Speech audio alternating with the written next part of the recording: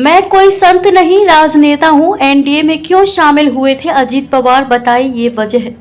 राष्ट्रवादी Congress party NCP के प्रमुख और महाराष्ट्र के उप मुख्यमंत्री अजीत पवार ने अपने और सहयोगियों द्वारा एनडीए में शामिल होने के फैसले का बचाव किया।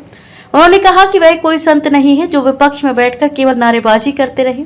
इसके साथ ही पुणे के बालेवाड़ी स्थित श्री शिव छत्रपति स्पोर्ट्स कॉम्प्लेक्स में आयोजित एनसीपी के 26वें स्थापना दिवस कार्यक्रम को संबोधित करते हुए अजीत पवार ने पार्टी कार्यकर्ताओं से आगामी नगर निकाय चुनावों की तैयारियों में जुटने का आह्वान किया।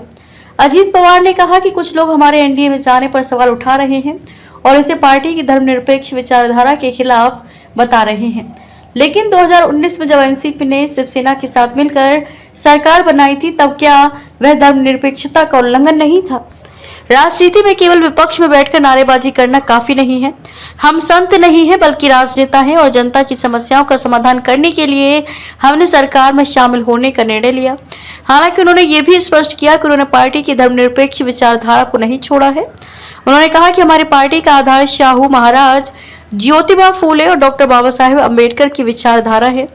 एनडीए में शामिल होने का उद्देश्य केवल विकास है। चंद्रबाबू नायडू और नीतीश कुमार जैसे नेता भी एनडीए में शामिल हुए हैं, जबकि उनकी पार्टियां भी धर्मनिरपेक्षता की पक्षधर रही हैं। पार्टी के एनसीपी शरद पवार गुट में विलय की अटकलों पर विराम लगाते हुए अजीत पवार ने कहा कि कुछ पार्टी कार्यकर्ताओं की व्यक्तिगत राय हो सकती है, लेकिन ऐसे निर्णय वरिष्ठ नेतृत्व द्वारा लिए जाते हैं। गौरतलब है कि पिछले सप्ताह एनसीपी के प्रदेश अध्यक्ष सुनील तटकरे ने भी इस तरह के किसी प्रस्ताव को पार्टी की कोर कमेटी में चर्चा के लिए मौजूद होने से इनकार किया था। अजीत पवार ने पार्टी के उन सदस्यों को भी चेतावनी दी जिनके नाम आपराधिक मामलों में सामने आए हैं। उन्होंने कहा कि हम सरकार में हैं और इसलिए हमारे ऊपर अनुशासन का विशेष दायित्व है। अगर कोई पार्टी कार्यकर्ता किसी भी असामाजिक गतिविधि में लिप्त पाया गया तो उसे बख्शा नहीं जाएगा।